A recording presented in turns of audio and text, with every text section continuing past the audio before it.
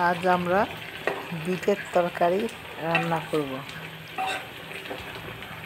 তো প্রথমে বিটগুলোকে সুন্দর করে গরম পানিতে সিদ্ধ করে নিচ্ছি।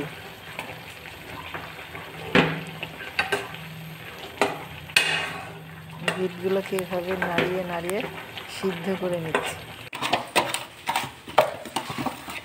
তারপরে এগুলোকে গলানোর জন্য বাসায় তো সেহেতু গ্লাসের সাহায্য নিলাম। গ্লাসের সাহায্যে বিটগুলোকে গলিয়ে নিলাম।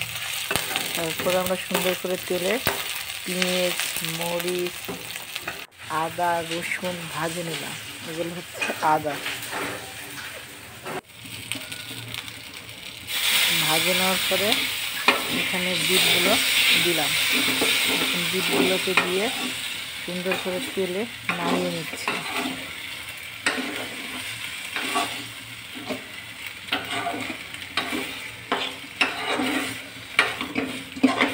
এগুলো আলতো আলতো হালকা করে নাড়িয়ে নেবেন।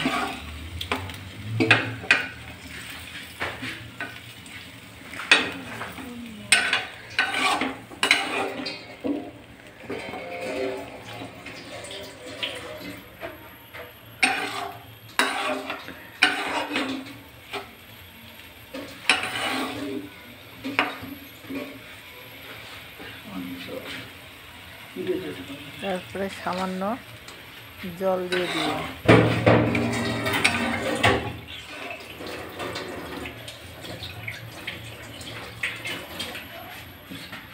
তারপরে আস্তে আস্তে বিটগুলো ফুটতে থাকবে।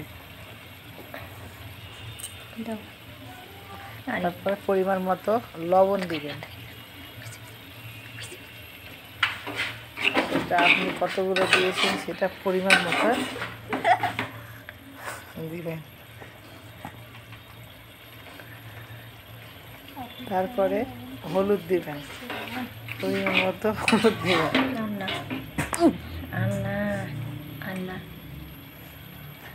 তারপর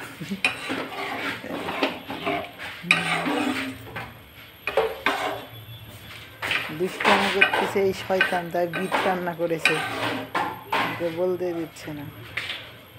এটা অনেক সুস্বাদু এবং পুষ্টিকর খাবার। গর্ভবতী মেয়েদের জন্য খুবই পুষ্টিকর, কারণ বিট যতগুলো খাবেন রক্ত ততগুলো গায়ের মধ্যে হয়ে যাবে। তারপরে একটু মুখরোচক করার জন্য ঝালের গুঁড়ো দিয়ে দিলাম।